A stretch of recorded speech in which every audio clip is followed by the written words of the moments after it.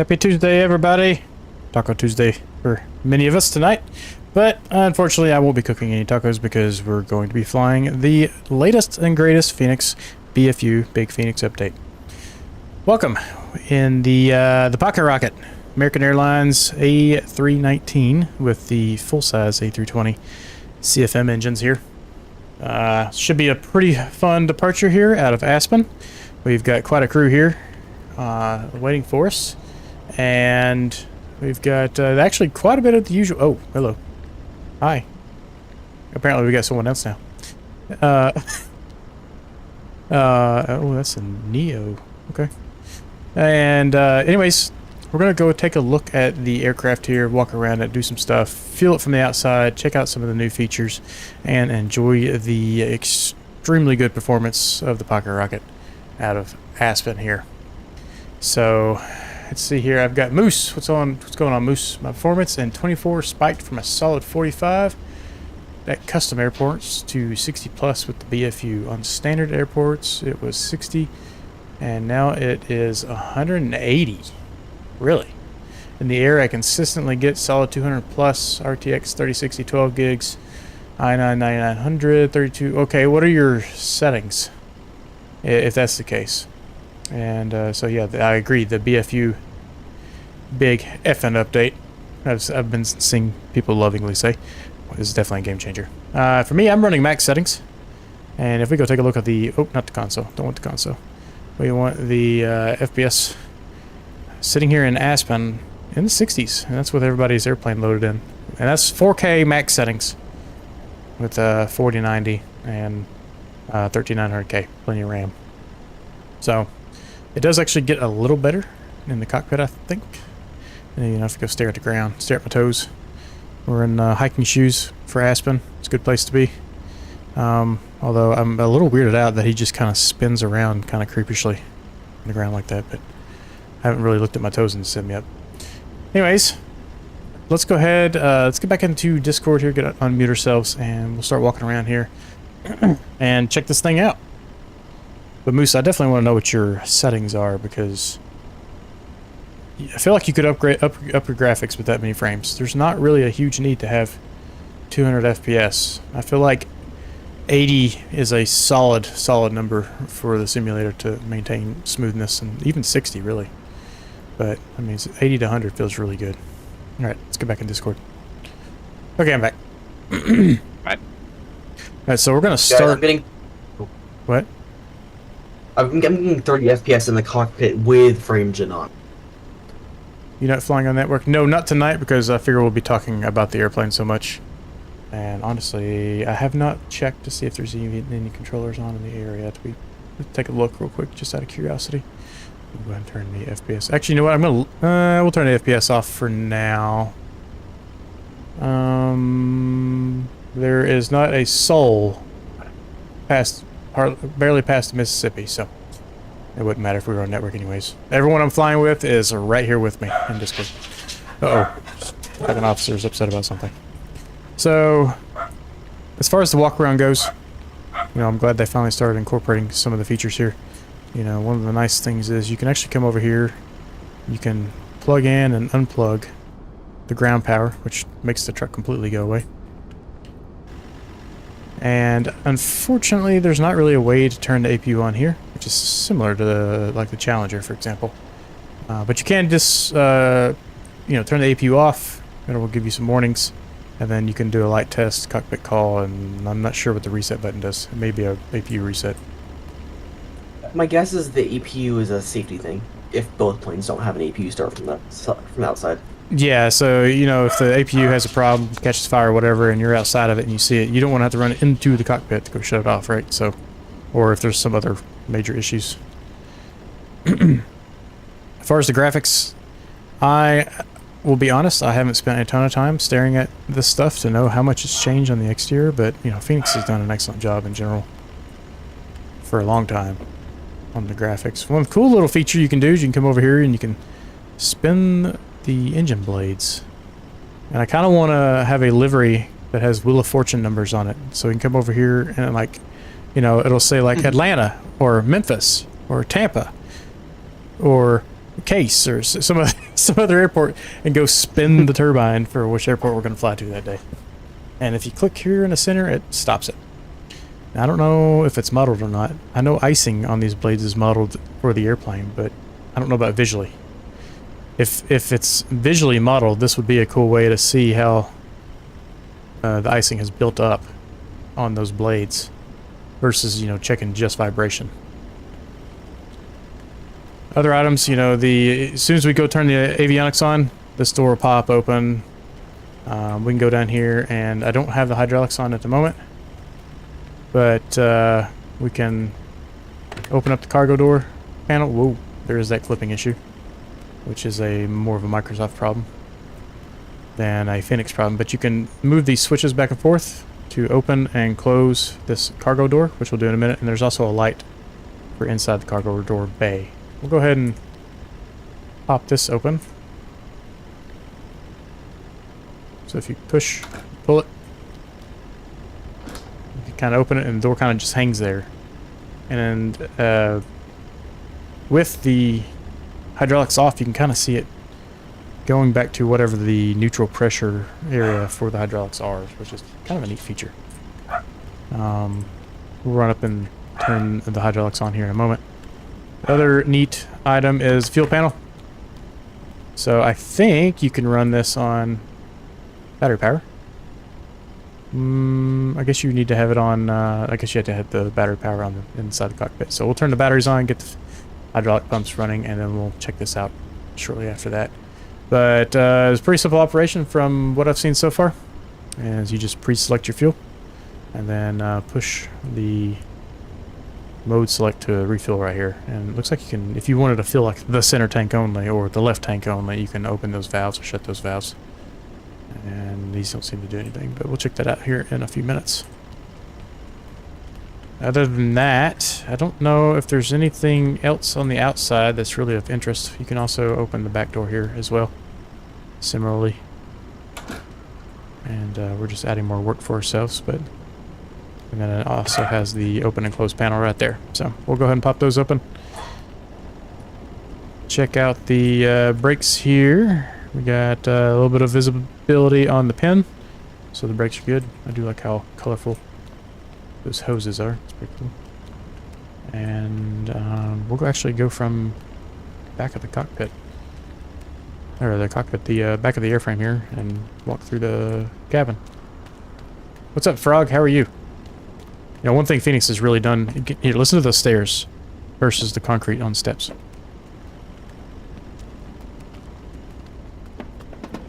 It actually changes with whatever surface you're working on. And it was raining here earlier when I was getting the picture for the flight. And it actually has a little squishy noise when you run around. So that's kind of neat. Good. What about you? I'm doing fantastic. The BFU is here. I think they need to work on the... Whoever brought these stairs over here needs to do a little work on their leveling. Get the nice thump thump in the cabin. And you can kind of hear some of the sounds. I can't on my headset at least. I'm not sure how well you guys can hear it on your end, but go ahead. Go to the front door here. It's already disarmed. Pull up the latch. And we'll push her open.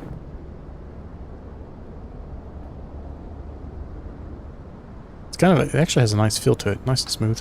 I know you gotta grab it a few times to push it around, but... Going to the cockpit here. Unfortunately, you cannot control anything while in walk-around mode, so you do have to sit down. Which it does move the seat when the power's on, which is kind of a neat feature. We'll go up here, and 27.6. Batteries are good. Turn those on. And ground power. And my WinWing MCU was not working yesterday, and I restarted my computer just a few minutes ago. So let me try... I don't remember if I launched Simat Pro again or not. One other thing I'll probably want to do is reset my rudder pedals real quick.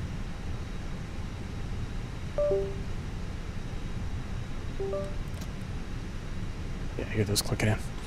Okay.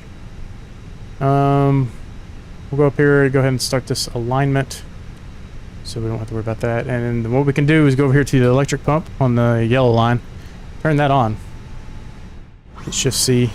Puts us back into walk around. You see that seat moving around. You can hear that RTU barking at us, and then you also have the ability to come over here and open up the cargo door. And that hydraulic pump is really loud whenever... Oh no, I hit Shift C. Darn it. I meant to hit just C to crouch. Now this is an issue that Fenix did call out.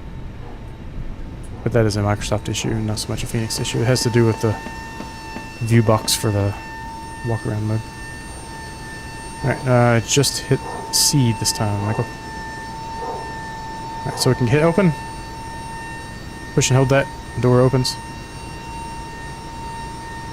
You can actually kind of scoot around and check things out. And then you want to hold it here for a couple seconds after it gets up into the lock position. Until it kind of stops wiggling around. That way it's good and locked. It won't drop down and hit you on the head. With that light, you can turn on and from inside. Is this light right here? Can't really see it during the daytime. I thought streams were on Thursdays and Sundays. They are. We're doing an impromptu stream tonight.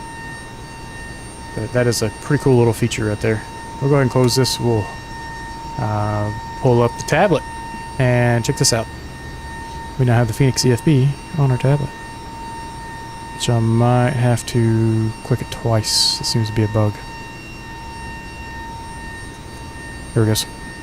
So we have full control over the tablet, so we can import our flight plan while on the ground here doing our walk around.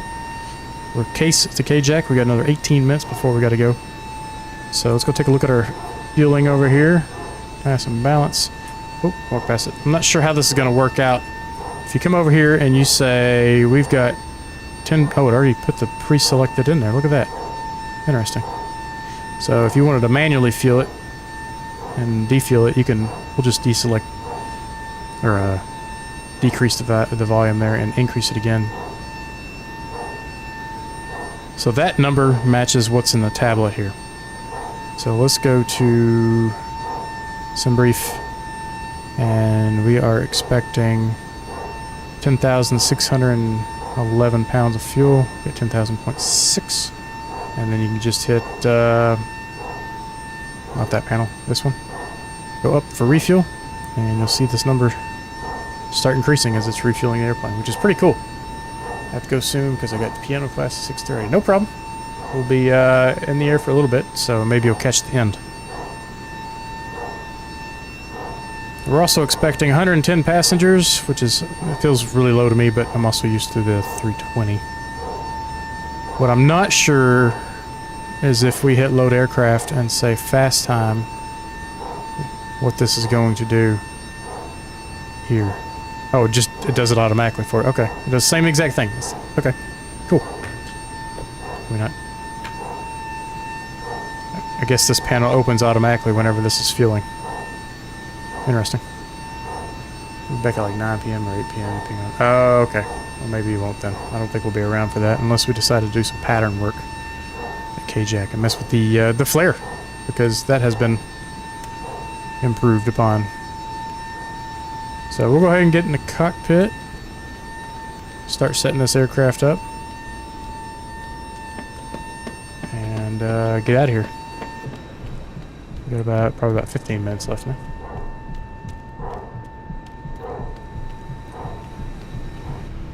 It's somewhat similar to the Challenger. Click on the seat, put you in it. Alright, let's see here. Let's go to the overhead. Crew supply, come on. APU test. Is there a way you can do some stops so I can catch the stream when I get back? What do you mean by stops? Like other airports? It's a pretty short flight on this one as it is, but the stream will be on YouTube as soon as it's finished. So you can go back and check it out. Go and turn that electric pump off so I don't have to listen to it. Emergency lights, no smoking lights, nav lights, and everything on the overhead is good now. 20% battery remaining. See, I'm not sure why. Unless this tablet just is like 0 whenever you plug it in. I've been playing too many Angry Birds or something. Come My wind wing is still deciding to be very difficult to apply. See if that does it.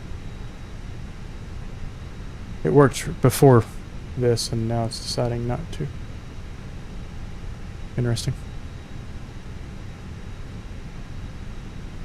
Let me try restarting Sim App Pro.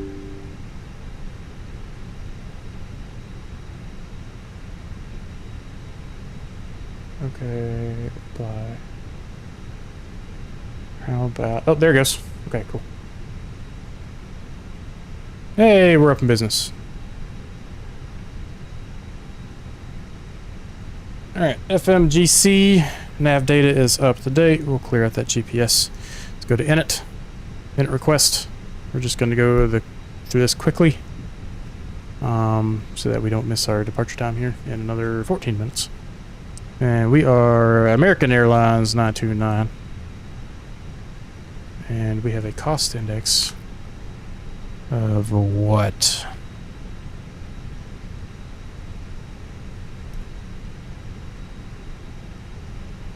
Fuel plan summary. Alright, we have a cost index 5. I wish there was a way to get the whole flight plan on one page. And I mean, we could download, there's a PDF viewer in here now, so I mean, you could do that, I guess, but it'd be nice if you didn't have to go hunting, which tab it was on.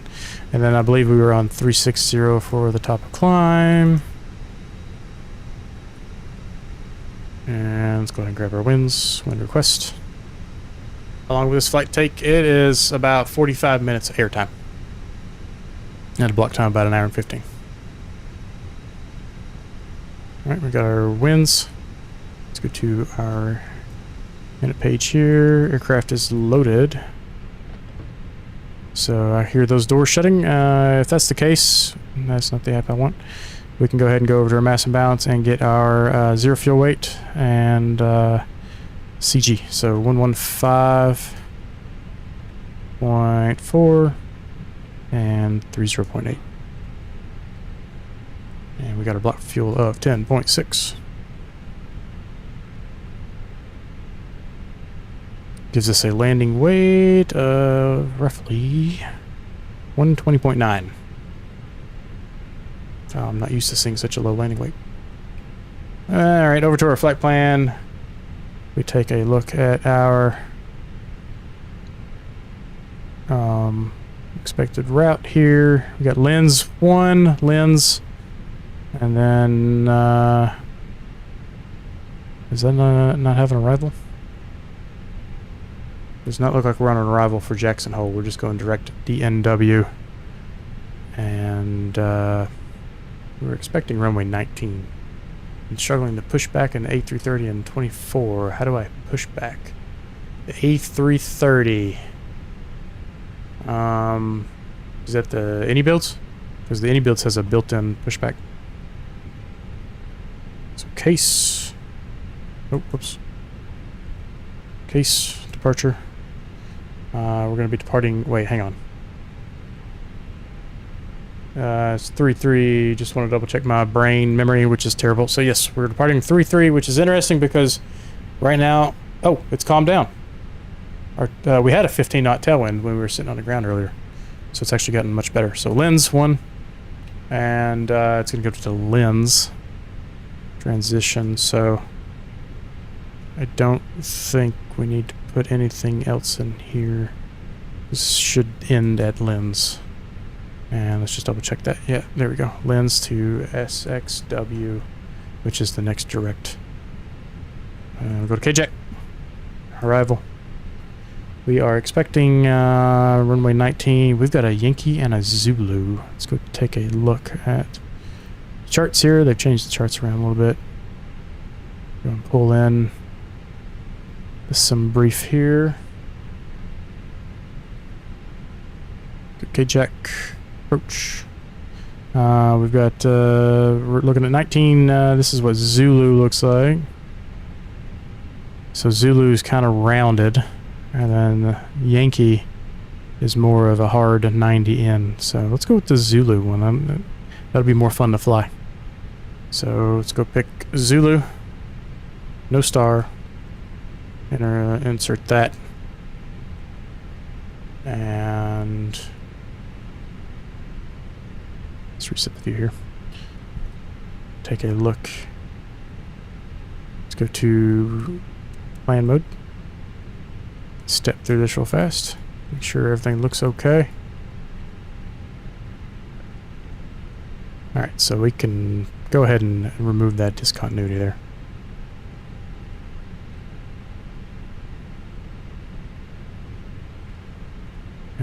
Oh, you know what? It didn't add the other waypoints is why. So let's erase that.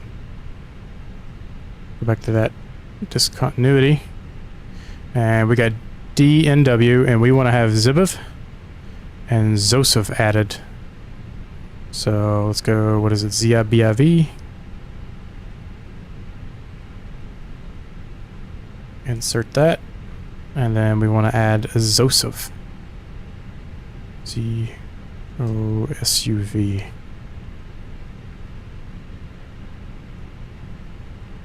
What happened here? There we go. And then then we can clear out that discontinuity, and that should give us that nice smooth turn. Beautiful.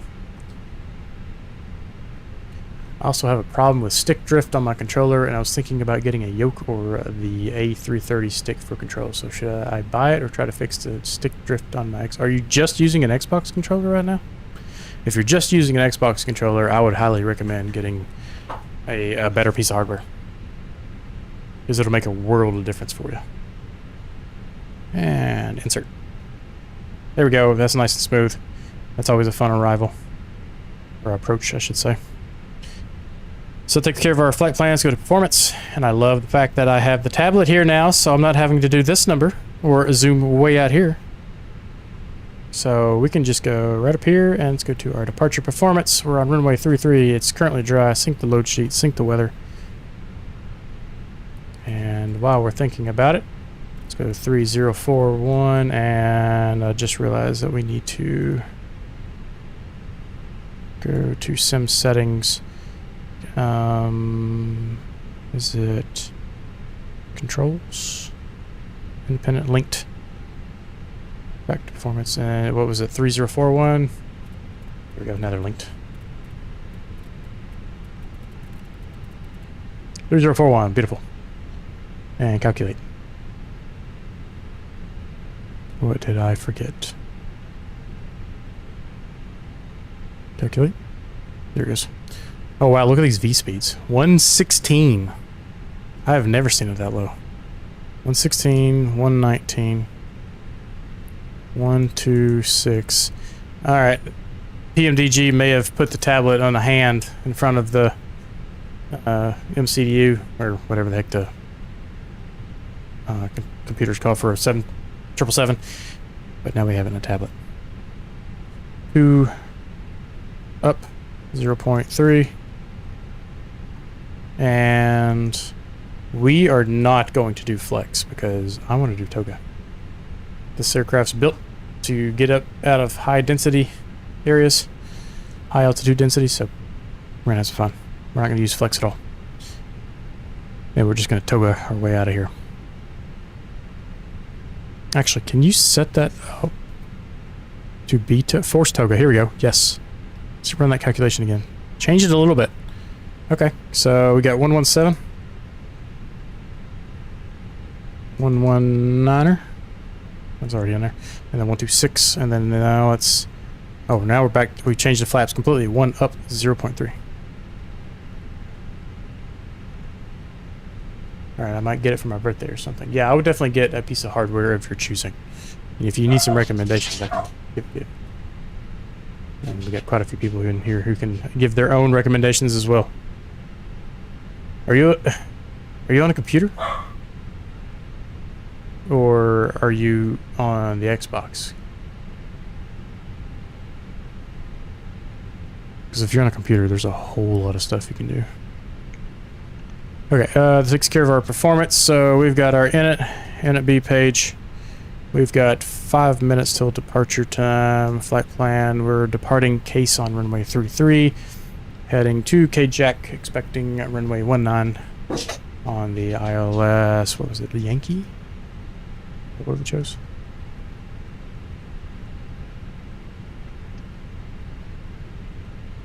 Zulu. ILS Zulu. Wait, what does it say? One? Oh, yeah, 19. That's correct. We got plenty of fuel. And I think we're ready to go, so let's go back to the Fenix app, ground services.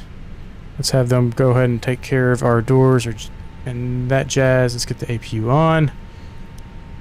Ask for the ground crew to start connecting things and start the APU. Seatbelt signs, come on.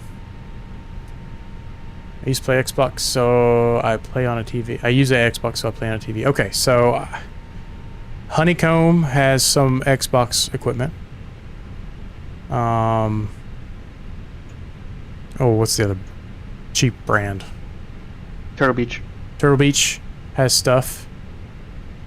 I think you'd be happier with the Honeycomb equipment if you can swing it. But Turtle Beach is a cheaper, more compact option as well. Is GSX doing anything? I did not test GSX.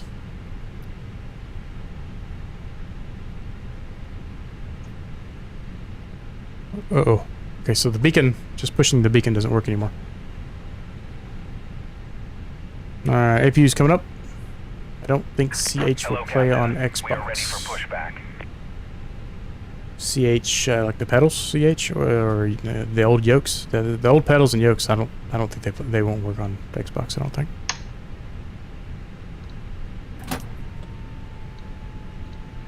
All right, we've got APU. Let's go bleed. No, I do not want to interrupt the pushback. Departure checks completed. Bypass pin inserted. All right, do we have an initial altitude on this departure here?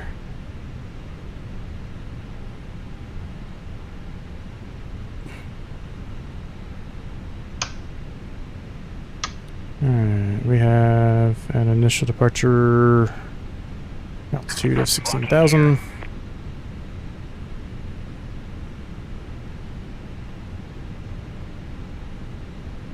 And basically we're going to depart and do a little left turn here and head out to LINDZ. Pretty straightforward. What's nice about having the charts right here now is we can pull up that ground chart. It's taxiing really easy. So we can go ahead and annotate this if we want. We are over here at the terminal. We're going to be taking Alpha to Alpha 9 for runway 33. And that's going to cause us to do a nose to the right. Release parking brakes, please. I think I hit nose to the right. Go ahead and shut our door here. And go lock. Brakes come off. Commencing push. All engines clear. Start at will. Alright. Engine ignition to start. Pressure. Engine 1.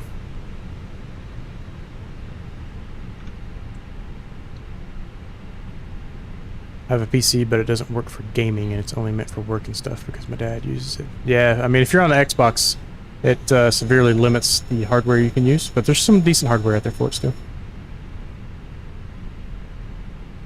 Okay, so this is a new airplane. I set the controls earlier. We will have to double check that everything works when we do our flight controls here in a moment. It's cool seeing the sharklets back there in the 319. I'm excited to see what the flight model feels like on this thing. I've got the controls set to linear per their recommendations. And I did a couple touch and goes yesterday. That's about all I had time for. I scheduled a night of pickleball on Monday so that I could enjoy this airplane tonight or tomorrow. And of course they released it on Monday. I was like, it's just my luck. Just my luck. Alright, engine 1 is available. Let's go engine 2.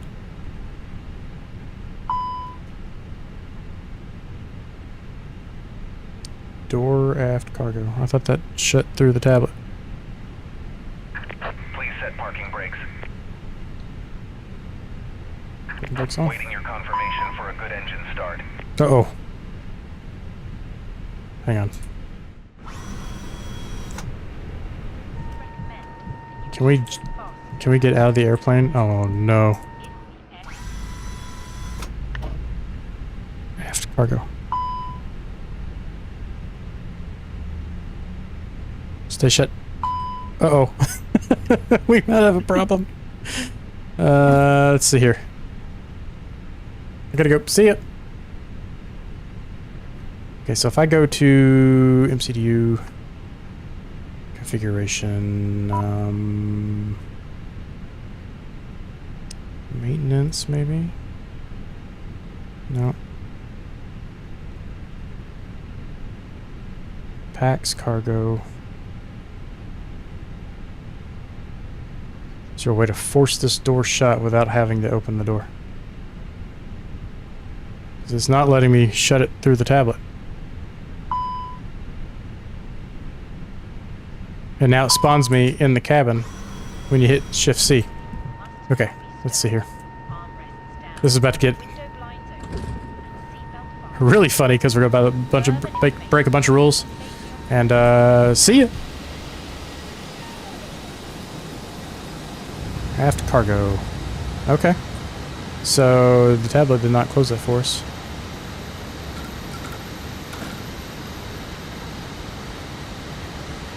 We're closed. Because it shut the other one for us, which is the funny part. Alright, that's locked. Insert time to do some sketchy stuff song right now as we run around these engines. And then we'll hop back up in here. Do this. Run back over here. I'm curious to see if it'll let us walk around. Oh, it shuts that door. That door shuts. Just not the cargo door. Okay. Alright, we have to solve that problem. By touching the engine blades. I avoided those this time. Maybe next time. Alright, performance. We got flaps 1. Predictive wind shear. Arm the spoilers. Ignition back to normal. Radio on.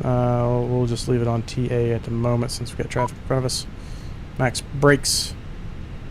Bleed can come off. Master can come off.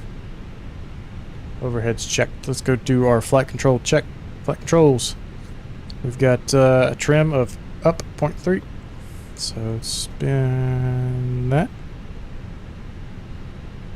Not too much. There we go. Alright, right rudder. Left rudder. Left toe brake. Right toe brake. Full up. Full down. Full left. Full right.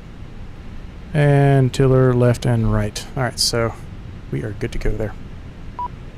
So let's go push toe brakes in, park brake come off. Taxi lights, drop the lights, runway lights, strobe auto. Alright, let's go. American 929, yeah, American 929, taxiing runway 33B Alpha.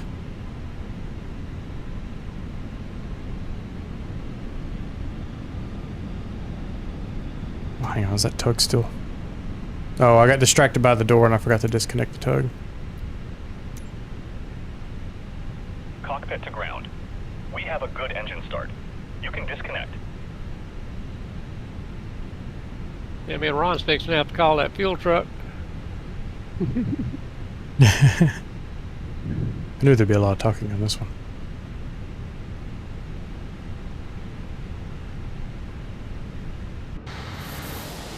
No, could it take a long time for your tablet to connect? If you, when you hit, what do you mean? When you hit tab or? Unlocking gear. Well, I connected it to like what they told you, like your IP address and then whatnot.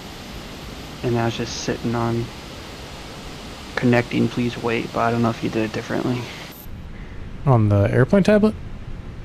No, Tow truck I'm using my disconnected. like iPad for the EFP.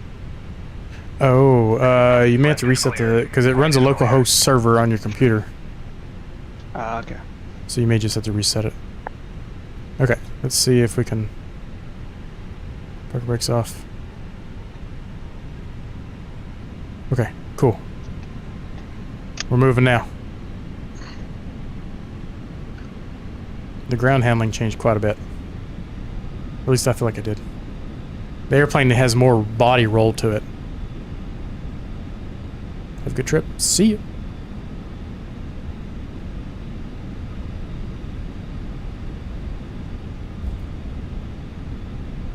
Alright, if you boys want to go ahead and go for it. Want to be first? I'll wait for you. Ken and I pulled over to the side. I see that. We have to let our fearless leader blaze the trail. Alright, alright. We can do that.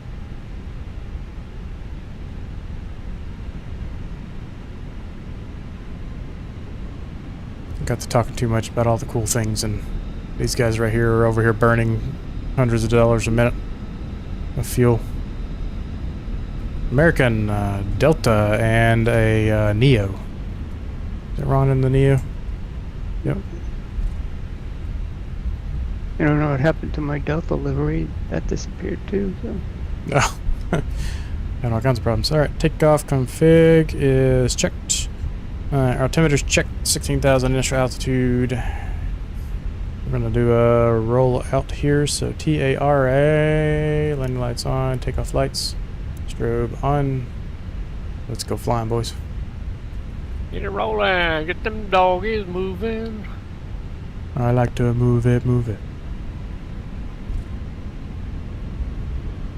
I haven't done a Togo takeoff on stream in a long time.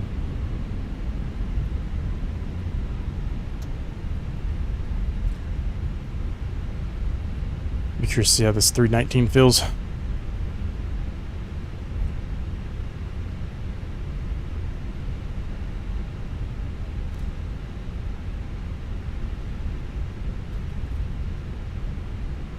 Start spilling those babies up. Let's go 50%.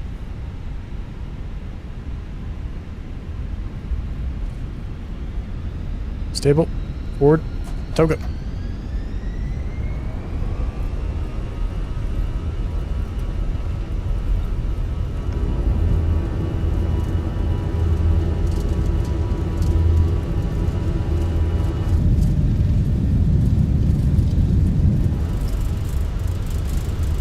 Release that forward pressure. And rotate.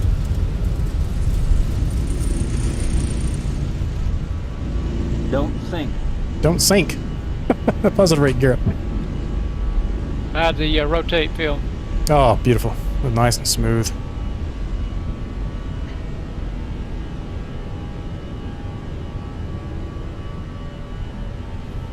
Baby bus is pretty nimble.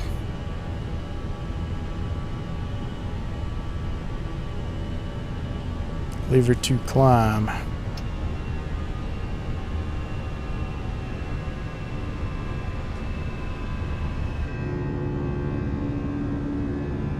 Sounds, stock sounds, Nez. Let's listen to that.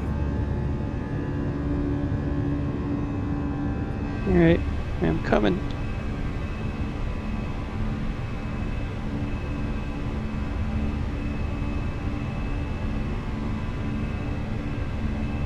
Yeah, here's what's really cool, and we'll do it here in a minute when we get away from the mountains. But when you walk through the cabin, you can really hear the shift in sounds. His speed flaps up.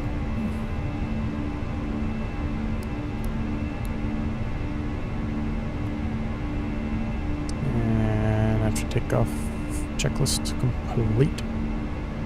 Oh, we're at 10,000. We'll leave them on for a little longer until we get away from the mountains.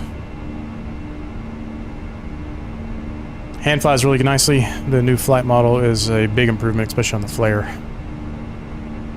I'm not used to it yet, so forgive me for ugly landings for the next month or two. So I'm used to the old one, which is super floaty and barely needs any inputs. This one you actually have to do a bit of work for.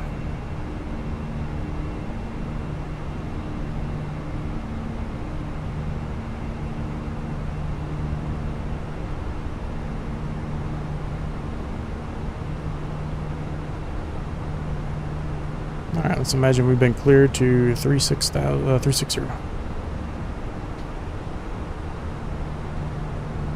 All right, Ron, I'm coming for you. Okay.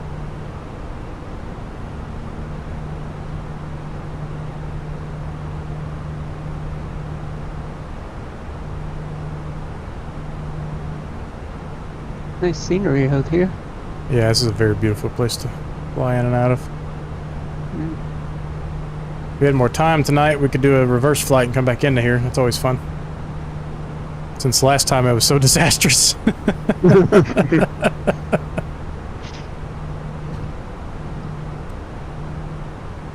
I don't know if Kyle will fly with me on network too often anymore. Every time he does, it seems things seem to go wrong on stream.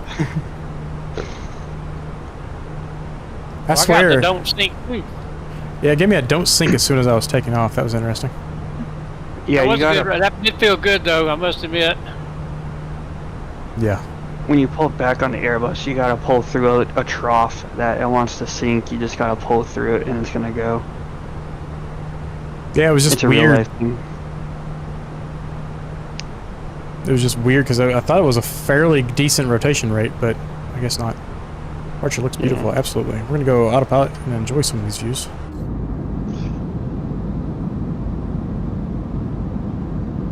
All right.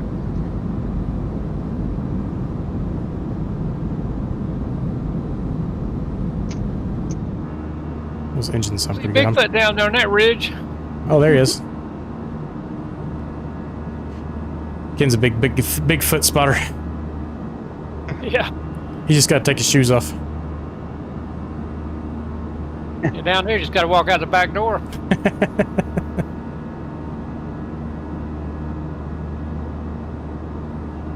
So I'm curious because I have not tried it yet.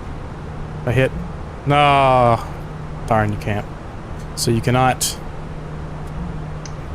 exit the. Or you cannot stand up in the aircraft. So we're gonna have to use this. But listen to the audio as you go through the cabin and listen to it changing.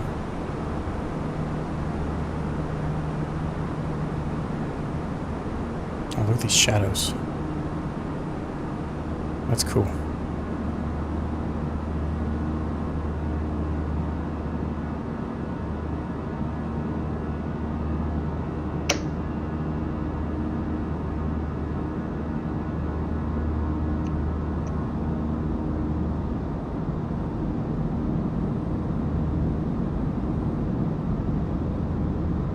That's so cool. I guess they took a microphone and started walking down the aisle here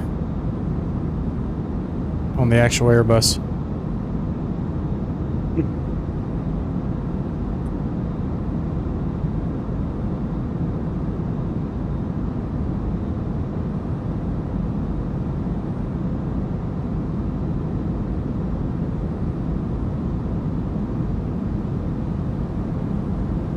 Yeah, Phoenix did a fantastic job here.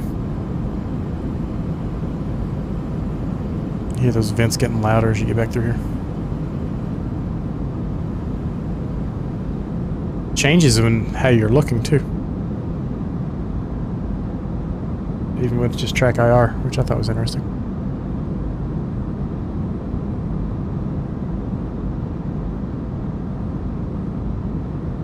Oh, apparently the bathrooms are in-up.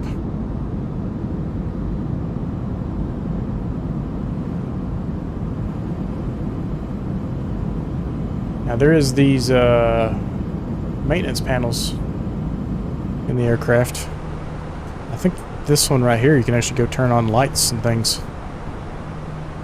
Not mess with this yet, but I think this turns on all the cabin lights. Yeah, maintenance bus on.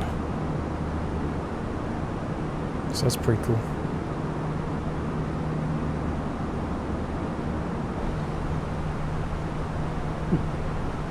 Over to standard pressure.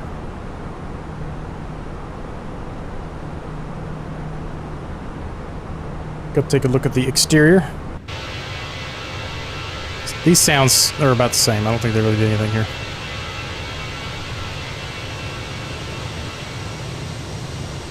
I need to slow the drone down, but I don't remember what the hotkey is, and I refuse to hit the camera button because it CTVs my sim almost every time.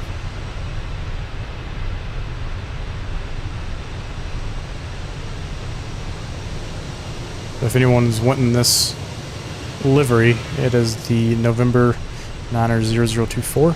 You get it from the Fenix app. They did change how you get liveries. There's no longer the livery installer or manager. It's built into the installer app.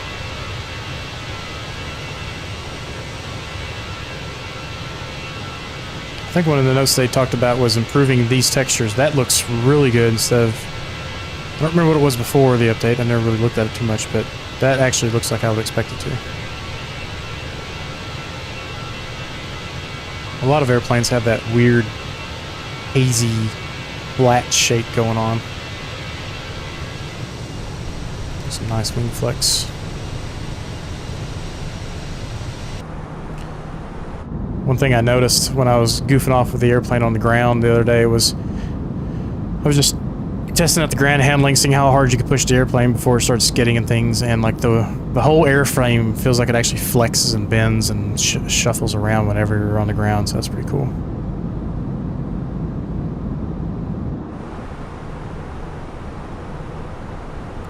What do you think so far, Ken? I like it.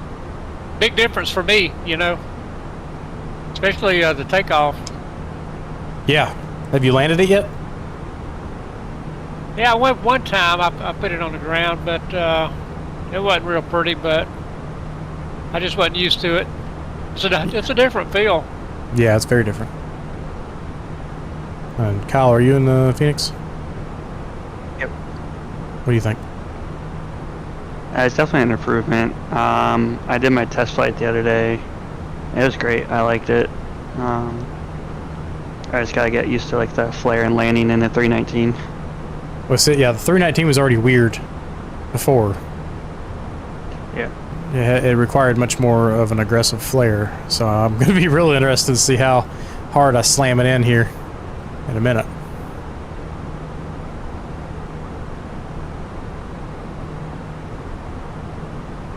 Because I have not done any flying with the 319 yet.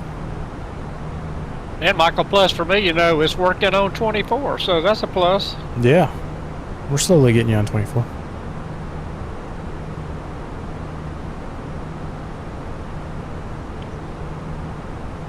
I wonder how the 321 would feel on landing because you barely need to flare that. Yeah, the real 321 barely needs a flare.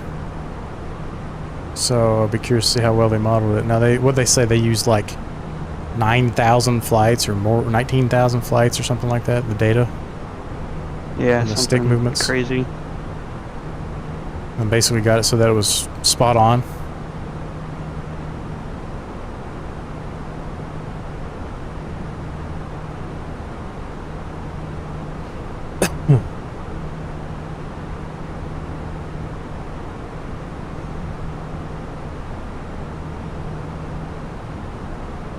You know, that issue Ron's having reminds me of problems I would normally have, you know? Yeah, you just... Not to put that on you, Ron, but it makes me feel a little better for once. Yeah. He's handed the torch to you now, Ron. Yeah. Run with it, son. Run. Yeah. Ken's like, I've done my time. It's someone else's turn.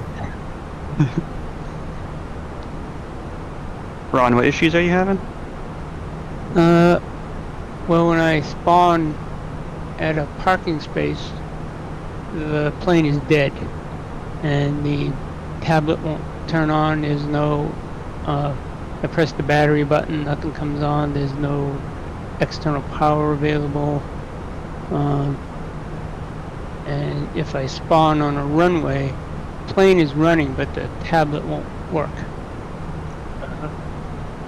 We'll take a look at it here after this flight. And Yeah. I got my throttle figured out. I had to go into the XML and change the settings that way. And now it's good. oh, you had to manually adjust things?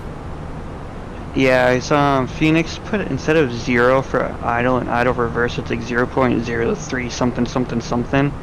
So you have to change both of those to 0, save it as a whole new calibration file or whatever. Now, see, I wonder if there's a way to fix so that if I'm at idle, and I go into reversers. And I don't move it, but I turn the reversers off. It stays in reversers. I wonder if there's a way I can fix that. It might be just a key binding. But right now I have to like ever so slightly bump my throttles up to get them to go out of reversers. So a lot of times what I've gotten in the habit of doing is as I'm pulling the reversers back to zero or idle, I'll go ahead and undeploy them, or stow them, and that way it tries to like use normal thrust, and then by the time it's going to normal thrust, it'll be at idle. Gotcha. That's just been my workaround so far. And it's been that way since the initial release. Yeah, coming up on top of climb. I did not pay too much attention to the climb performance there, but we got here pretty quickly.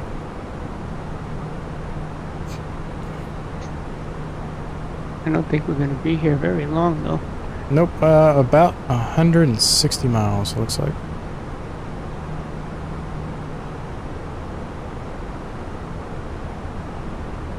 You know, the sounds are better too. Oh yeah. The cockpit textures are better. They changed those. They are. I mean, they've basically done everything over in this airplane. Now, you know, with the monitor I got and all before, you know, the cockpit, I would describe it, the textures have been kind of smudgy looking. They're a lot better now. Yeah, I mean, they're really nice and sharp now. Super crisp. And then I think these displays, I mean, you can see it. You can see the individual pixels. And you can actually see the individual RGB lines in it, which is really cool. I know they've done some work there. I mean, look at that nice reflection right there. That's cool.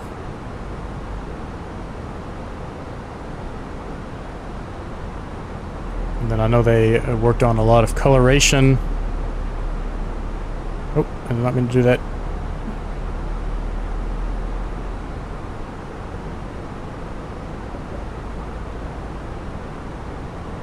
Oopsies. I pushed a button I shouldn't have pushed. I meant to zoom in and then accidentally scrolled. Get the same thing up here. I mean, that's just an extra layer of detail. You didn't hit the fuel cutoff button, did you? No, not this time. I have done that before though. But the coloration of the flight display here has been updated. I mean, it's really easy to see. I mean, I'm not even sure what it looks like. Oops, I didn't mean to turn it off.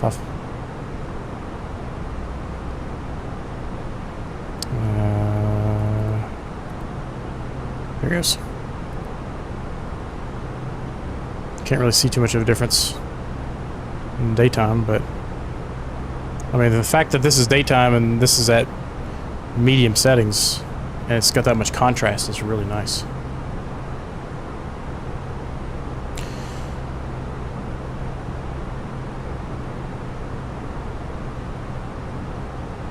Now, I have a question for you as far as the throttle calibration goes. You know, I've got the Logitech throttles. Yep. And you know, I've got two paired together, so I can simulate a regular layout as close as possible. But when you calibrate this airplane, I don't have an actual detent at the bottom. Well, I do, but it won't register that, so I have to just drop it in the last spot for max reverse and then work my way up. So there's a fine line there between when you pull it back to idle and going into reverse, you know. So you got any ideas on that? You could set a hotkey up to engage your reversers. Now, one of those little buttons underneath your throttles. Yeah, that's probably the thing to do, I guess. And a button next to it, maybe to stow them. Yeah, I'll do that and try it. That way you're not accidentally trying to deploy reversers right on your flare. Yeah, like when you're touching down, yeah, that's where it gets critical, you know. Yep. And you don't want your head down trying to find that mark, you know, so. Yeah. Because I've battled that before too. Or on those throttles, isn't there that little detemp at the very Right at the bottom. And then you can go a little it won't further. work with this calibration. I tried it. Well, I think there's a way you can It won't- you can change the calibration. Let's go look at that. Oh, okay. To not Maybe have that'll work. reversers on an axis or something like that. That might be another option. Controls. It may not be Need to break here. down and buy some new hardware. Might be in the somewhere in the Fenix app.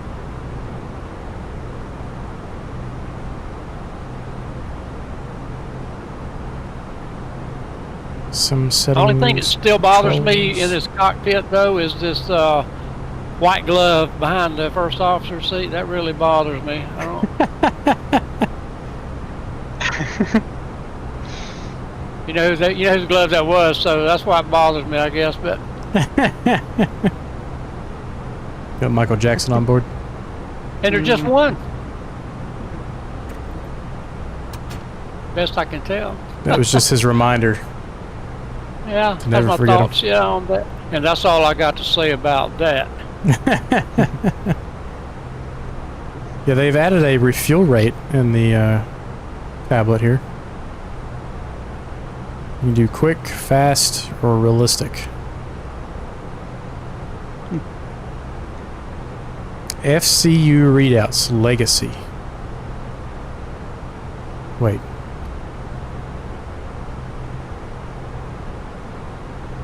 Legacy or new? Oh. That changes the colors. On the FCU up here. Interesting. That's probably Boss, going to be... I got a question for you on the tablet in settings on the last page there on the left-hand side. The switch beside flight mode, what does that do? The last setting... Okay. under which tab? Controls? Settings? Or there's two settings pages. You and the customized The main aircraft one. Yeah, the main one, yeah. This one? Yep. Flight mode. It puts your thing, I think, in airplane mode. So if you look at the top corner, top right corner, if you flip it, it'll go airplane mode instead of cellular. Ah, okay. Okay, I got you. All right.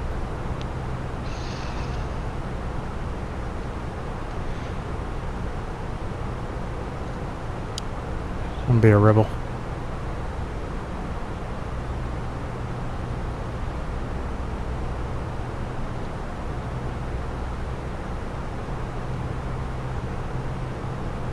Need to get my background on here.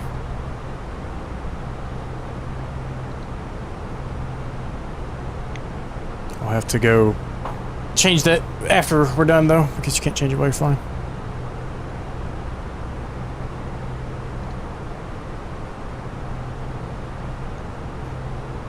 Perf 112 miles, 5%.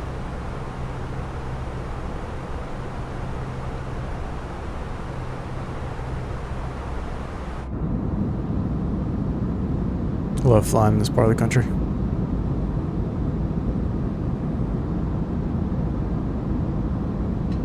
That looks pretty nice. Mm-hmm.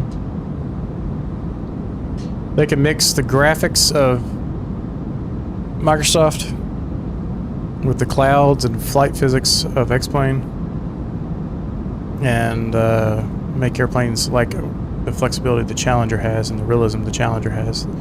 That would be perfect. We can keep dreaming for now. Mm-hmm. So what's nice though is we can be sitting here in this nice pretty view and be planning our arrival. So let's go ahead and refresh the METAR. Apply the METAR. And we've got a 4 knot crosswind and a 6 knot headwind. component. 3028 on the altimeter, 27 degrees Celsius, nice and warm in Jackson Hole. And then the landing weight. Let me look at my MCDU here.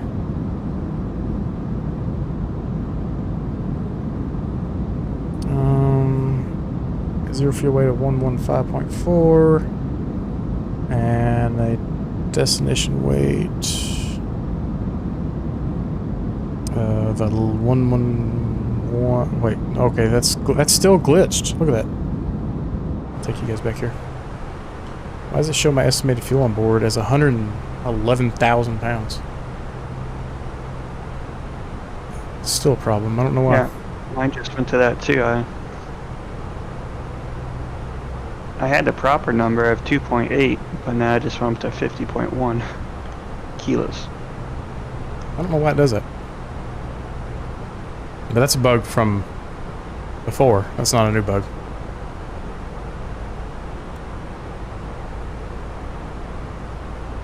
Anyways, our OFP, what was the landing weight? 120.8. We'll just use that.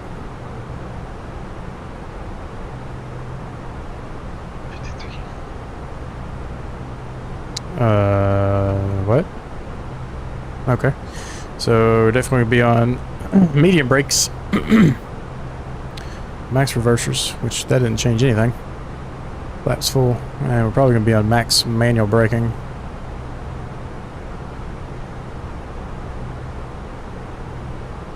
So, as always, Jackson Hole's a fun place to land because it's a shorter runway.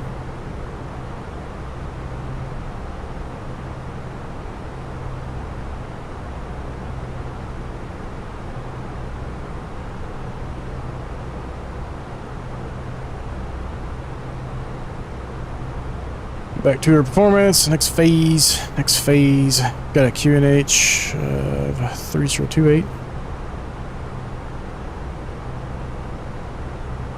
Temperature at 27. And a wind is 1707.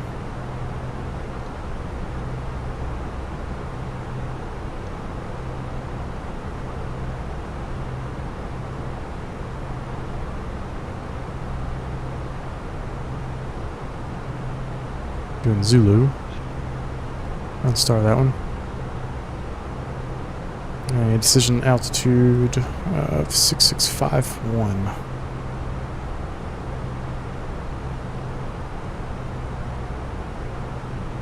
For the barrel reference. I'll take care of our approach. The approach speed of 126. That's nice and low.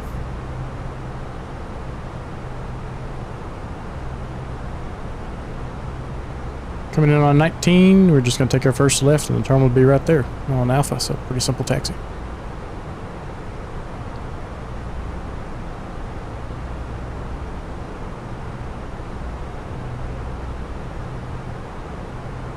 Anything of note here?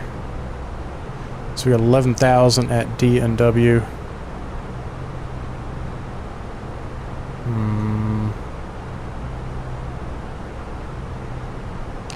Or does that mean 11,000 to... Alright, so Kyle, this might be a question for you because I've always wondered this. When you have an altitude on, like between, if you look at the chart on the ILS, Zulu? Yep. You got DNW to Zibov. On the line that shows the heading to 251 degrees, and it's a distance of 8.6 miles, and then below the 8.6 it says 11,000. What does that mean? Does that mean you should be at 11,000? Because this is saying... I believe that is the minimum you can be. Okay. On that, with all the terrain. That's one thing I keep forgetting to look up. Because usually you'll have your restrictions right at the waypoint, right? And then, yeah.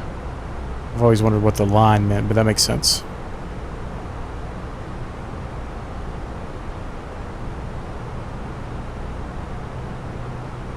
Because it's got us at 11,000 at Zibov, which it's actually got us. We didn't put that altitude in here, so let's go. Zibov. And then Zosef, we want to be at 9,800.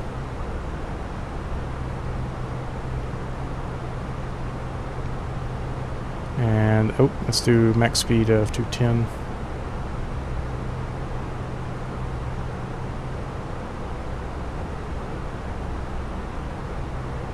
At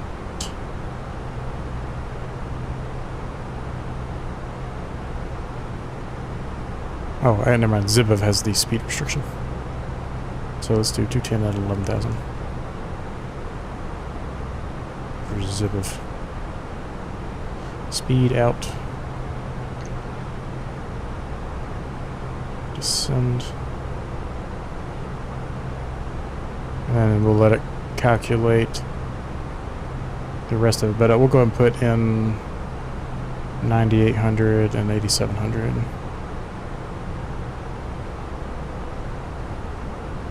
Zosef.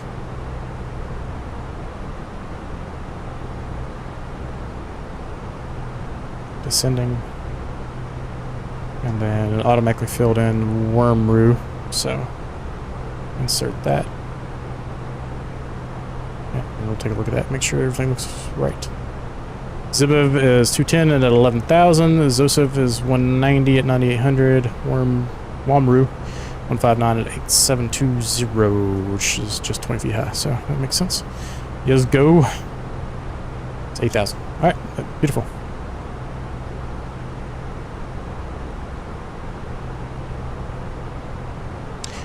They do have the weather radar built into it now. System 1. I don't know if much is going to show up though. There's not really too much weather ahead of us here.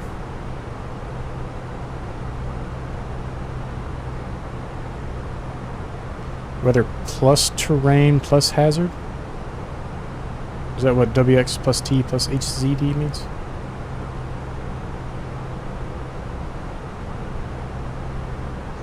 And then what about the tilt here? So if we bring it 0 degrees. I think it's just using NextRad because it's just got that little bit right there. Microsoft doesn't have a inop on the tilt, so yeah, it's just using NextRad then.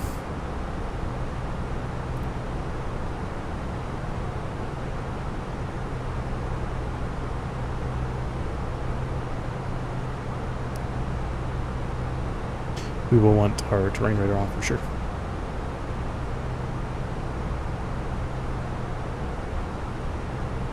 Nope.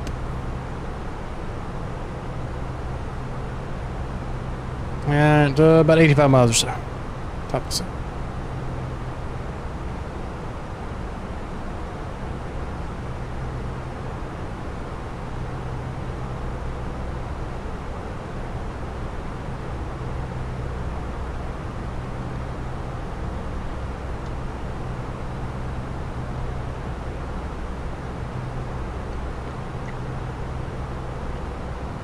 Oh, look at these scratches up here.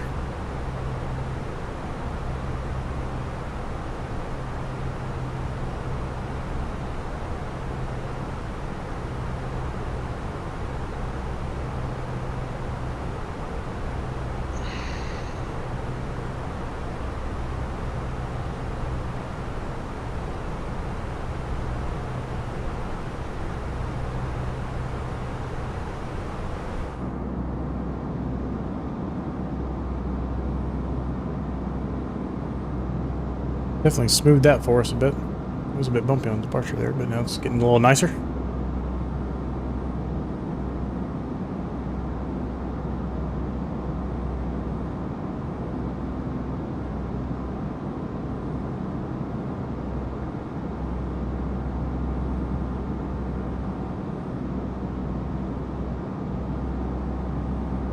And there's still no controllers on for this area. The storm that I was in earlier when I was taking screenshots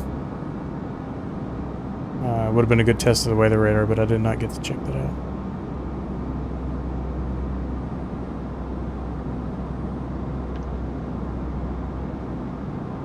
Our luck is the controller would come on and then just start giving us crazy instructions again.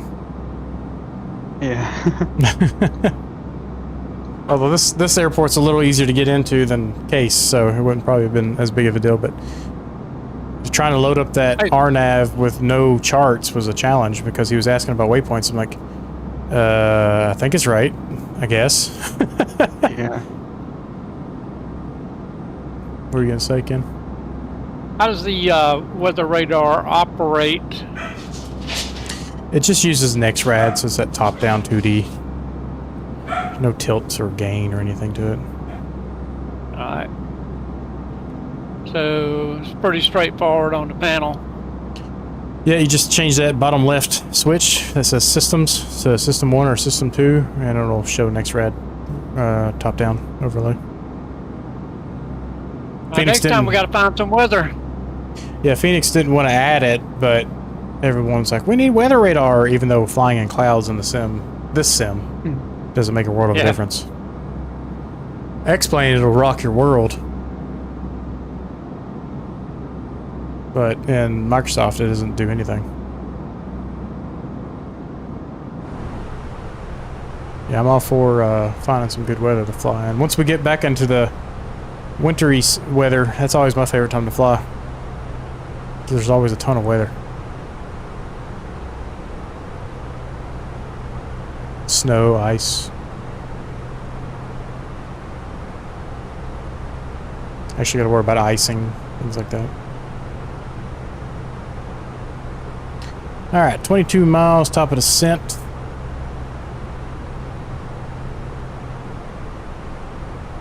I believe our final approach fix. Wait a minute, are these not linked? Oh, these aren't linked. Interesting. It's 8,000 feet. So we've got waypoints all the way to that, so we'll just program 8,000 feet in.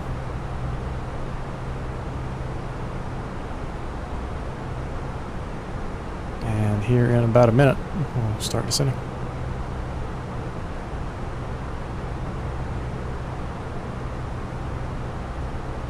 You are flying the ILS. Yep, ILS Zulu. Or Yeah, that's 19. what I got.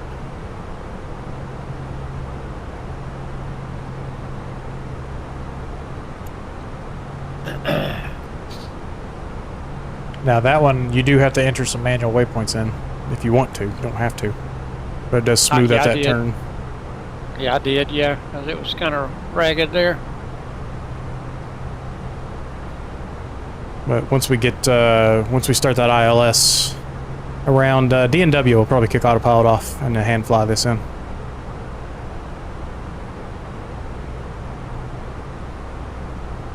So we can play with that flight model some more. All right, anybody want to wager on the landing rate? For you? Yeah, keep in mind that I've not flown the 319 with a new flight model. I bet you, you know, $2, you'll be between 100 and 500 feet from me. All right. Safe bet.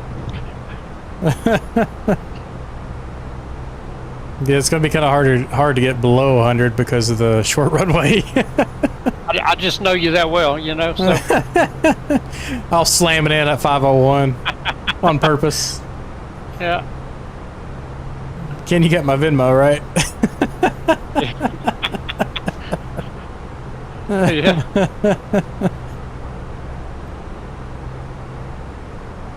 My luck is I'd slam it in and it'd be like 120. Like, what? Oh, yeah, yeah.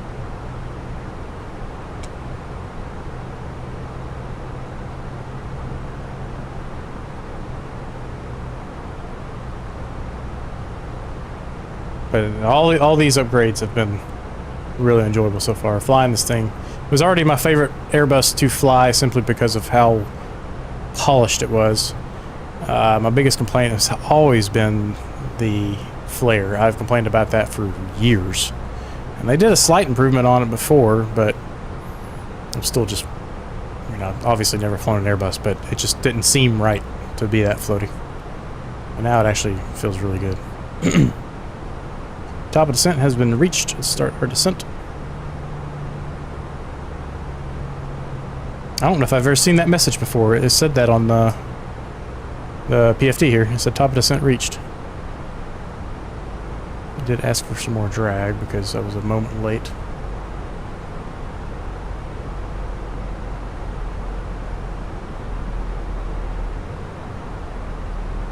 I'm not a huge Airbus fan to begin with, but oh man, I don't know if you guys can really hear that or not, but that nice droning noise from the engines going idle.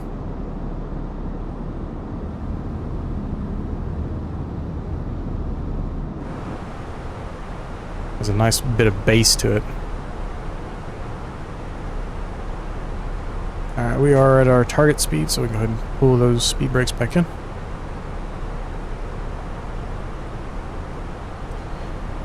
We never took seatbelt signs off, so we're good there.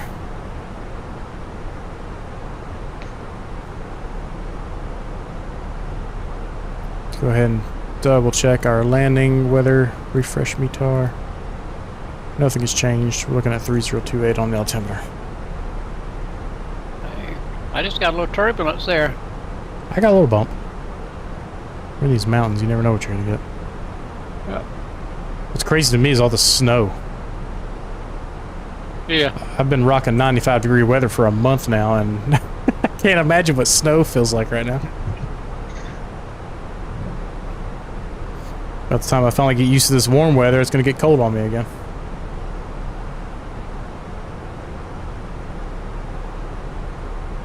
I like listening to the cabin announcements. I have them on the whole flight. Oh, I have not had those turned on. Kevin. I have interphone and PA system on, just listening to the cabin.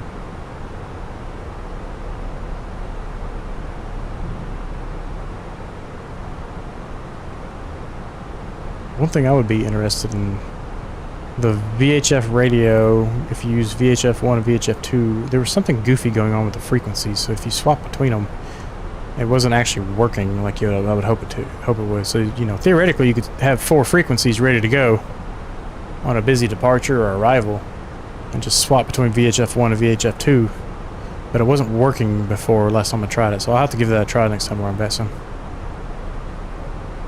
And just monitor it on the vPilot client. But for those just joining, we are descending into Jackson Hole, and we'll be there in 10 minutes or so. So can we ask the question, is it real VNAV or is it any bills? Real VNAV or any builds? Yeah, I guess you didn't get it. No, I didn't. What's going on, Robert? Hello from Texas. Hope all is well. Hello. Everything's good here. Especially with the new Fenix update. I don't trust any builds VNAV. I can tell you that. Yeah, that's what the joke was kind of about, but you know, and having a the VNAV that actually worked. Oh, the hey, Fenix. Kyle, what you got? You got the afterburner on? You didn't blow his door off. You just went right by me. I guess so. I'm doing 0.73 in the descent. No, well, he's probably gonna catch up to everybody. Then I'm going 0.65. Looks like you're diving too.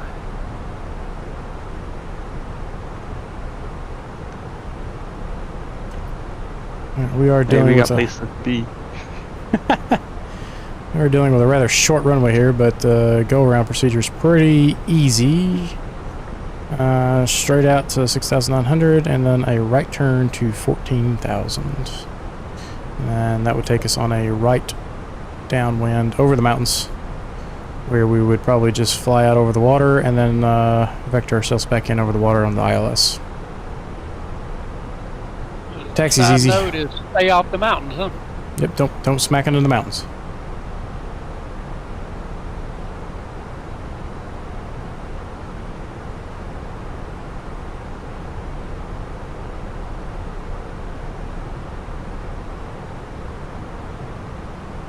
Robert, we were just talking about snow being in the sim right now and how hot it is in most of the country, and you being in Texas, I imagine it's a nice toasty 95, 100 degrees down there.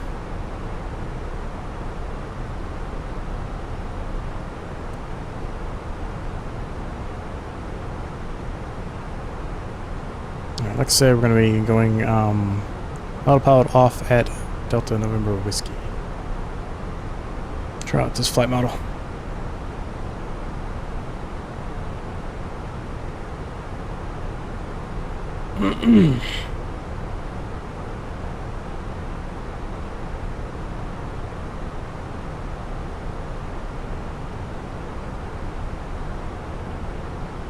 One of these days when we get LODs that you can see as far as you can with good crisp textures, it'll be amazing.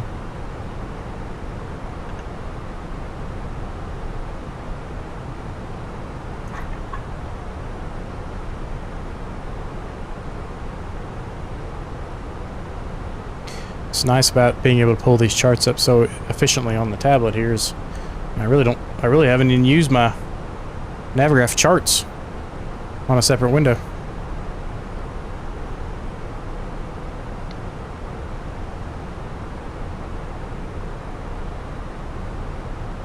You know, before you're constantly having to do this number when you're doing things, but you don't have to do that anymore.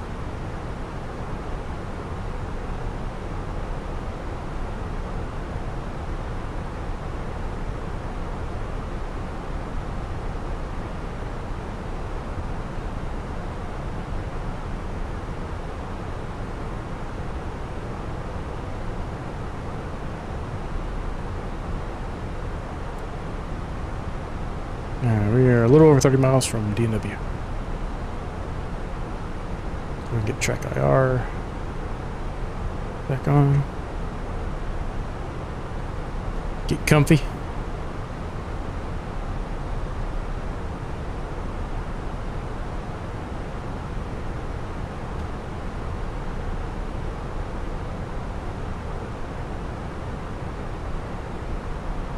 So I don't know if you guys heard me earlier talking to Dev, but I got 17 votes on our flight tracker, or no flight tracker, and it was like 71% said yes.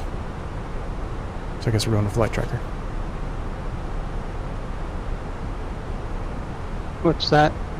That bar at the top that shows the flight information. Oh.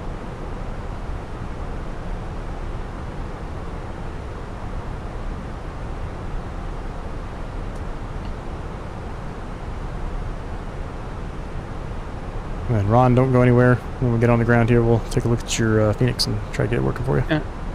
Okay. Alright, because I want to get a little ahead of this descent, I'm going to double check the METAR.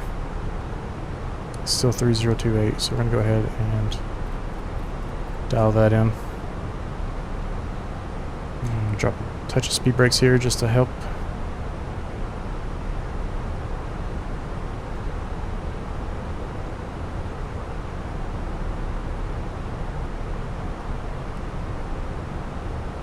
Go ahead and do landing systems. And 109.1. 109.1 confirmed.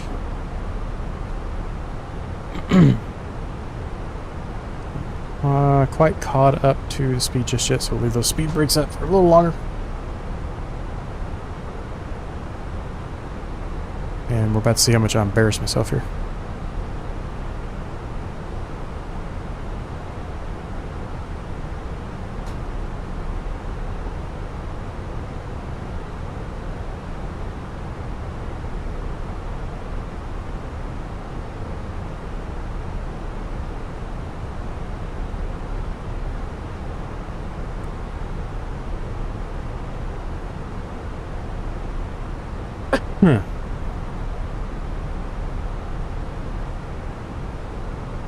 There's the lake.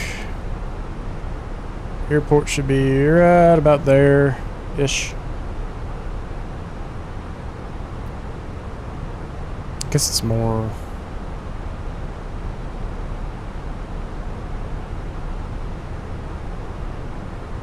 or more... You got this little notch right here, which is, I think, this. It's probably more about right there.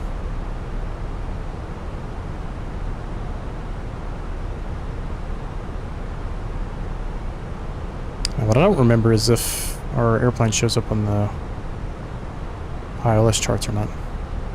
Oh, it does. There it is. Beautiful.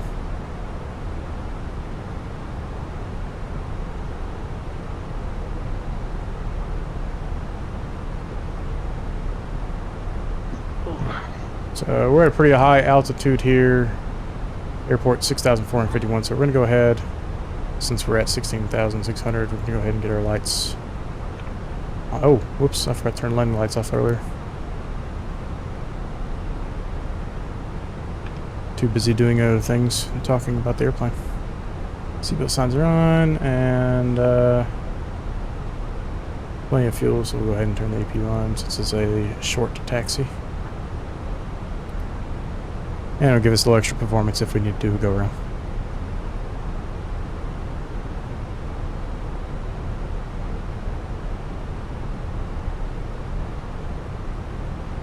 I wish this was a little different color. Like a magenta or a yellow or something that really popped. It's not too hard to see, it's just tiny and kind of blends in with the green a little bit.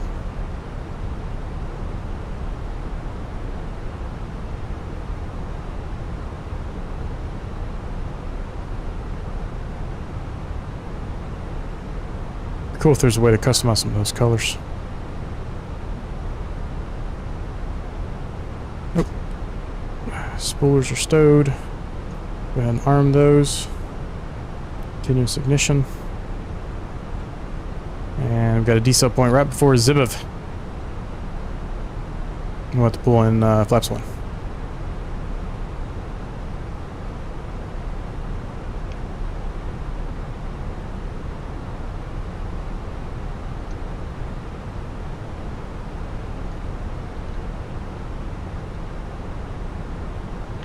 Coming up on D and W, let's go ahead and go autopilot off.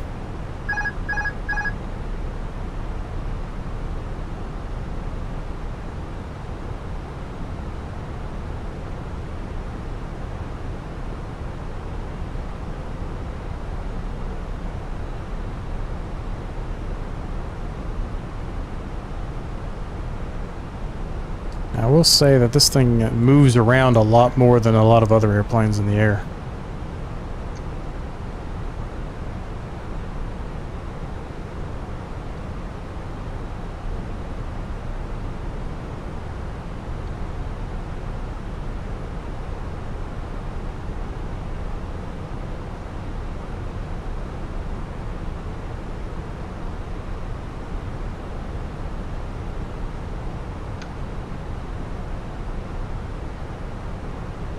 FS Labs has definitely got some competition now. Well, not that they haven't had competition this entire time, but Fenix really stepped up their game. Coming up on a decel point.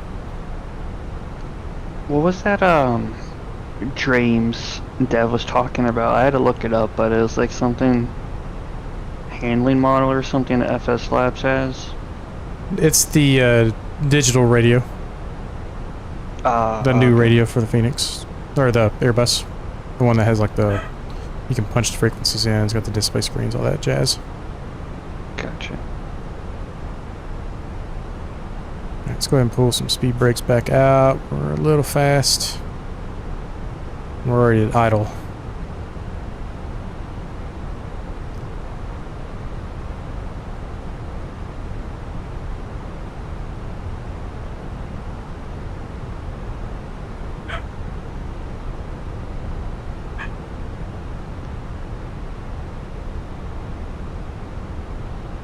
Keep my hand on the speed brakes as a reminder.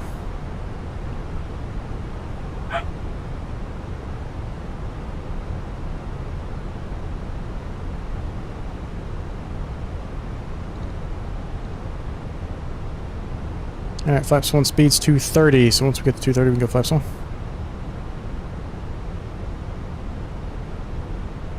Alright, there's 230, we're kind of bouncing a little bit, so let's get a few miles, or knots underneath that, and flaps 1.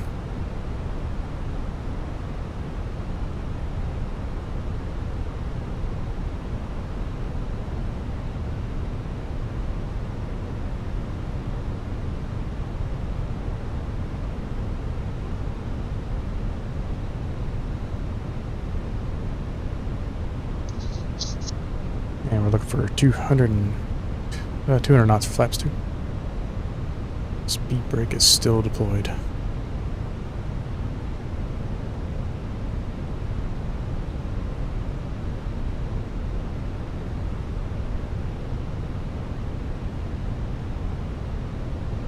I'm going to drop the gear just to give us that additional drag we need. We're not slowing down fast enough.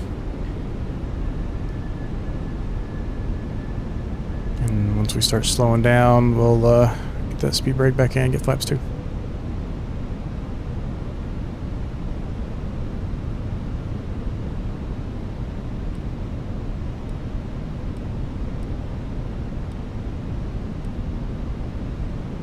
What's clicking?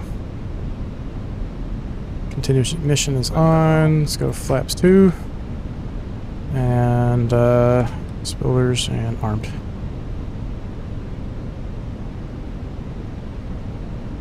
Approach mode.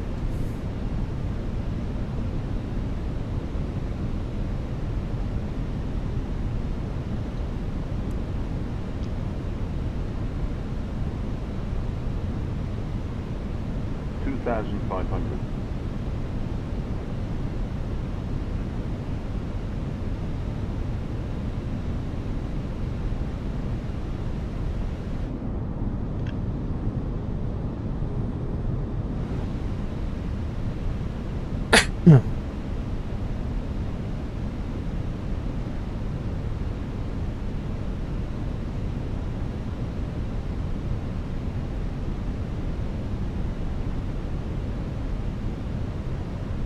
Oh, you just popped out from underneath me. There goes Ron. Oh, I get in front of you? Yeah. Uh-oh. I'm like right above you. Doesn't seem to be flying the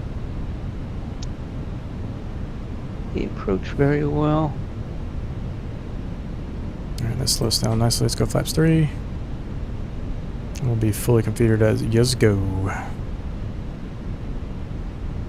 Getting a little ahead of it here, so we're not trying to slow down all the way up to the runway. It's such a short runway. And full flaps.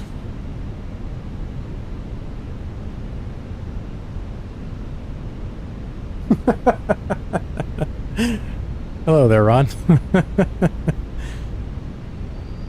Alright, we're going pretty slow now, so you should get ahead of us just a touch. Okay, now it's getting back on the glide slope. Got a wingman. I won't try not to stop short. Yeah, just roll all the way to the end.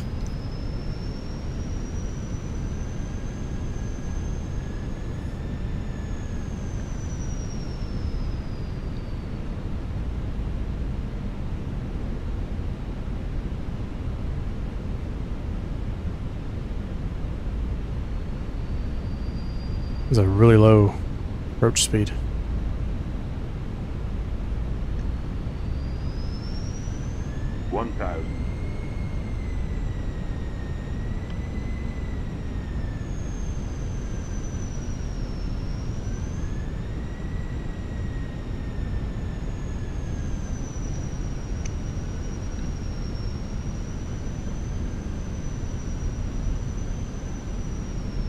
A little bumpy.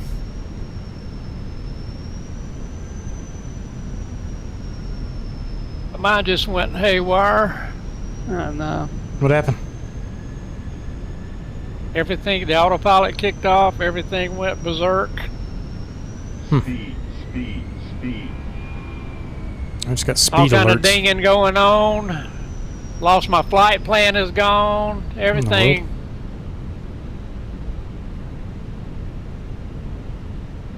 Oh well. It was almost a good review for it. Speed. What if I can nosedive this thing right into the runway? There you go. Probably should have added 5 knots of approach speed here just because I keep getting speed alerts. 100. 50. 40.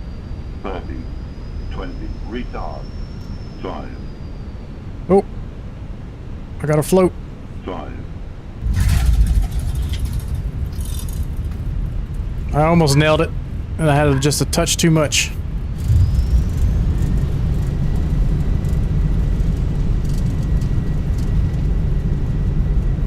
Wonder how this thing is with stall recovery.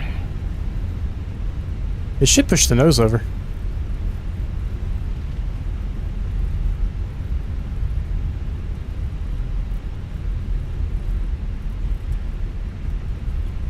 Welcome to Jackson Hole.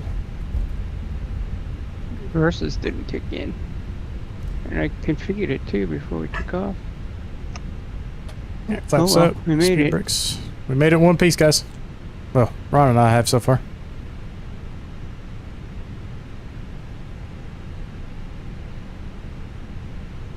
Hey, pretty nice. The nose just dropped straight through.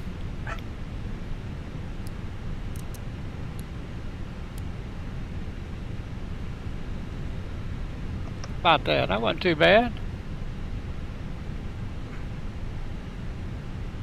It's so strange. What's that? It's so strange. Ken flew the whole thing until the end, and then Yeah, I'm not sure why I would just Messed randomly up. delete it for him. yeah. I don't know. I just looked down. I heard a ding and I looked down, and the end of the flight plan was gone. You know, it wasn't tracking anymore. And from there, you know, Paul Harvey would say, you know, the rest of the story.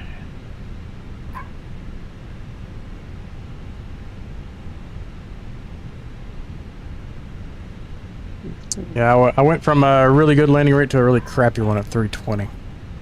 So I pulled back just a touch too hard. It's so different. And I'm not used to the 319. When I floated, I had to push it down on the runway, and it didn't like that too much. You think that short, stubby body? Yeah. I'm gonna need some practice. And 475, I'll take it. I was struggling at the end. Well, hey, at least y'all got one. I know. Yeah, you're close enough. That's true. You can pull it off.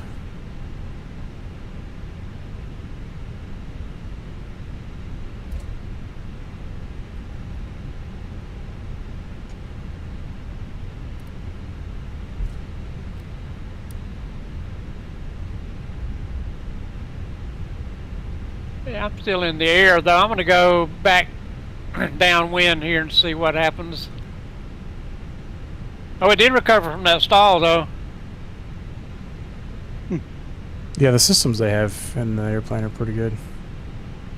You're right there. Oh, here, check this out. So if we move forward, here, let's go reversers for a second. So we'll just run into the building. And then hit the brakes. Oh, that didn't do too well. Get a little more speed.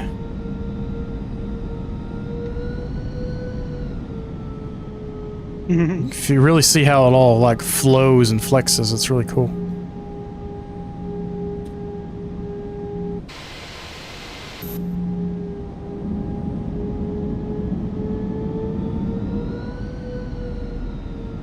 There we go.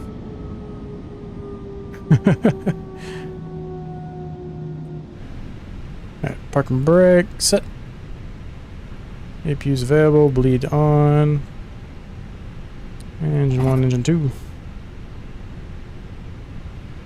Alright, seatbelt sign to come off, disarmed. Lights off. Beacon come off. And let's go. Cabin crew disarmed. Listen to those sound. Ground effect. Yeah, it is very good. That was the ground effect, or the hard landing was my fault. I overflared. And caused me to have to like put it down pretty hard just to be able to stop in time, but it's better just a tiny bit on the, yeah.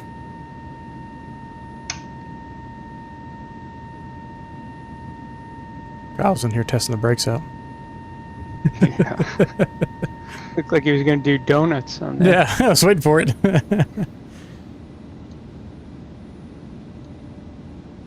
Frontier is apparently connecting their equipment.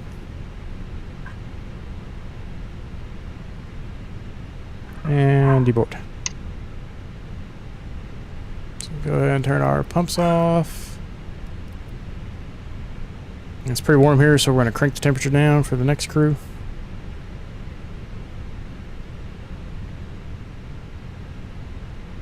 And we'll zero out the speeds, altitudes, Passengers bus strengths.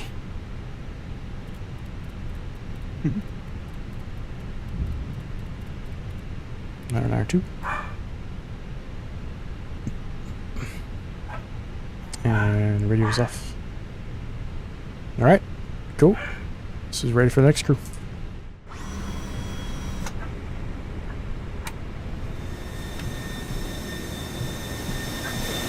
Hello, Fred.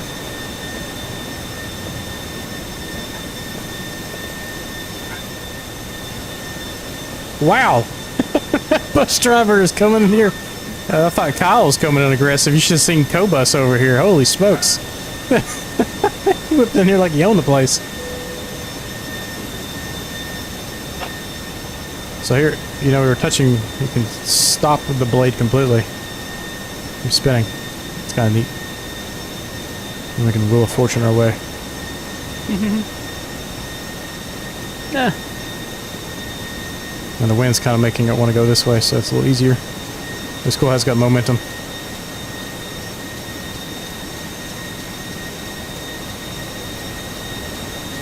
Alright, these cones are really annoying.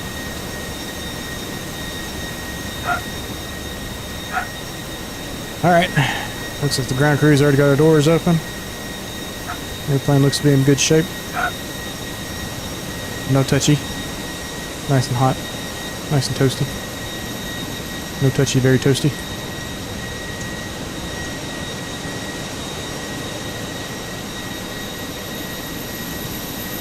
I love how the audio sounds when you walk around. It just changes as depending on where you're at. Hello. Ow. Jeez, just run me over, why don't you? Alright, I'm on about a 8-mile final.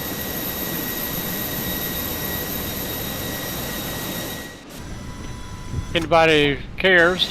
Yep, getting the drone camera right now. Oh. That was weird. I figured I might be able to provide some entertainment. Yeah. We'll catch you on the landing here and we can get your feedback on the flare and then we'll get Ron working. Let's see if that can I'm trapped in the plane. be debugged. What do you mean by trapped? I hit Shift C and it just stood me up, and it's like I'm in the supernumerary right now. In the what? The little kitchenette thing. The supernumerary's on the 777 where the crew would usually be. Oh, okay. But now I can't get out. You may have to hit Shift C again.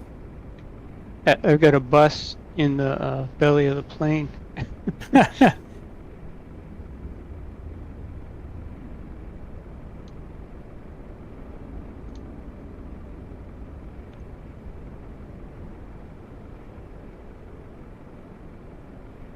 Alright, Ken, let's see what you got here. How far out are you?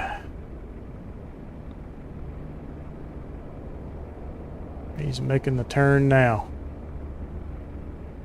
Oh, hang on, he just disappeared off my... There he goes.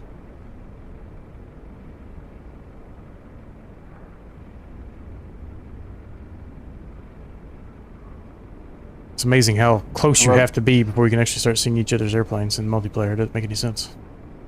Mm. I love the clacking of the fan blades as they fall. Yeah. Yeah, I like that myself. Don't slink. There he is.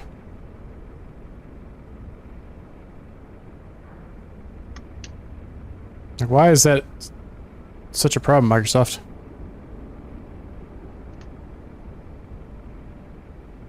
It's really showing this crosswind pretty good, though. That's accurate. Yeah. Yeah, it was pretty bumpy coming in. Well, the multiplayer server's having a heart attack here.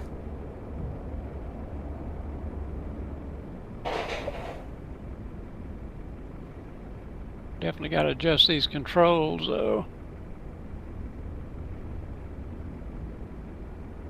Seems like I'm too slow. Just while I'm at 145 knots right now.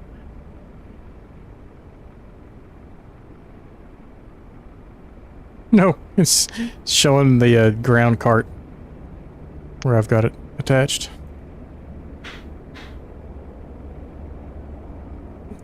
Oh, want to float on me? Yeah, he got the same flare I did. He did the same thing I did. Yeah. He Oh, that was ugly. He tried to That was ugly. overcompensate. Wasn't used to that. No, it's very different. You know, used to it was like you barely pulled back and it flared just fine, but now you got to really give it some flare, and then I gave it too much flare. Yeah, you got me. Yeah, and as the for whatever reason the sim doesn't show landing gear very well. I don't know why until they're like at the end of the runway. And then here's the other thing, is because this is showing the same model that I have, or at least very close. It's actually, yeah, it's the same model. It's Wow. showing Ken with ground power and chocks and everything. Really? Yeah. Yes. Oh well, it locked me up right here. I guess I was lucky to get on the ground. Alright, well, we're going to go ahead and end this here. Overall, I think the Fenix is, the new update's a huge upgrade. And as we get more used to the flare, I'm sure our landings will improve. Especially, you know, never fly the 319. And then they changed the flare on us completely, so it was a big adjustment there. But anyways, we'll be back on Thursday. GA flight. I'll probably be in the Comanche because that's gotten some upgrades for 2024 compatibility. And I'm hopeful, I haven't tested it yet, but hopeful that that bouncing annoying bug has been fixed. But we'll see. I need to do some testing. Seems like it's nice. Seems like the ground effect is working properly. Yeah, the touch and goes I did in the 320 yesterday, it felt right, but much better. And you know, of course, that's coming from a non-actual hyped Airbus pilot by any means, but I've flown quite a few airplanes, and you can usually, even for us, we, you know, I guess we gather our own opinions. But anyways, we'll be back on Thursday, GA flight, and in the Comanche doing something. Not sure yet. Read that up. All right, guys. Thanks for joining. If you have any comments on your opinions of the A320 and the Fenix update here, big Fenix update, go ahead and add a comment below. See you later. See you, Nez. Thanks for joining.